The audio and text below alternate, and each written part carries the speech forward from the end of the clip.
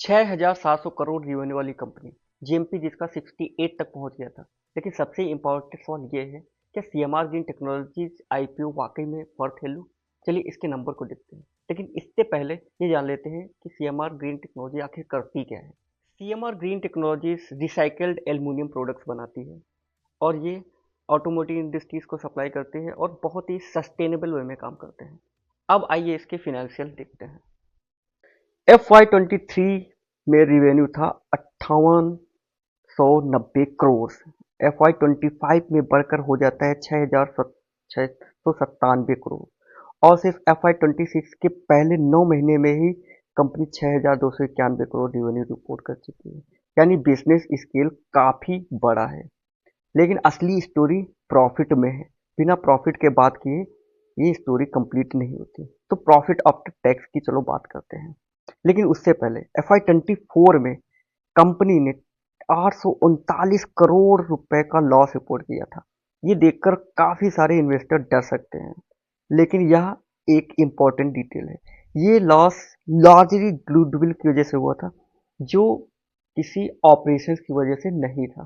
तो इससे इन्वेस्टर को डरने की जरूरत नहीं है।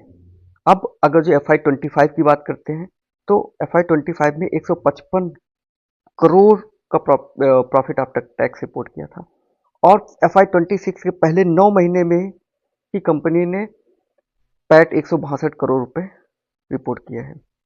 अब बात करते हैं इसके EBITDA के लिए, क्योंकि उसके बिना भी ये स्टोरी कंप्लीट नहीं होती है।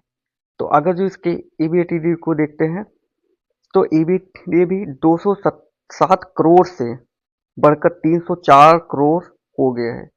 ये इंडिकेट करता है कि कंपनी की जो ऑपरेशनल परफॉर्मेंस है वो काफ़ी अच्छा हुई है, काफ़ी इम्प्रूव हुई है। लेकिन हर टर्न अराउंड के साथ में एक रिस्क भी हमेशा होता है, वो है उसका डेप्थ। तो चलो अब देख लेते हैं इसकी बोरोइंग्स को।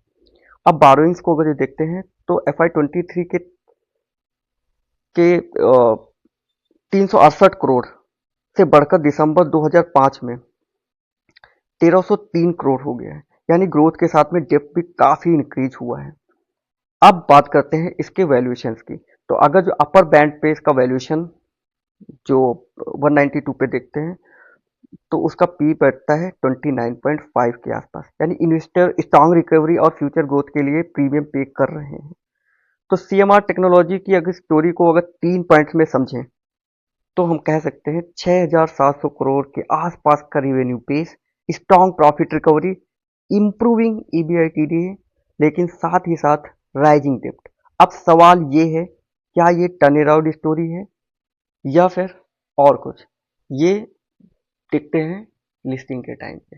तो लिस्टिंग पे FY23 में रिवेन्यू था 5890 करोड़।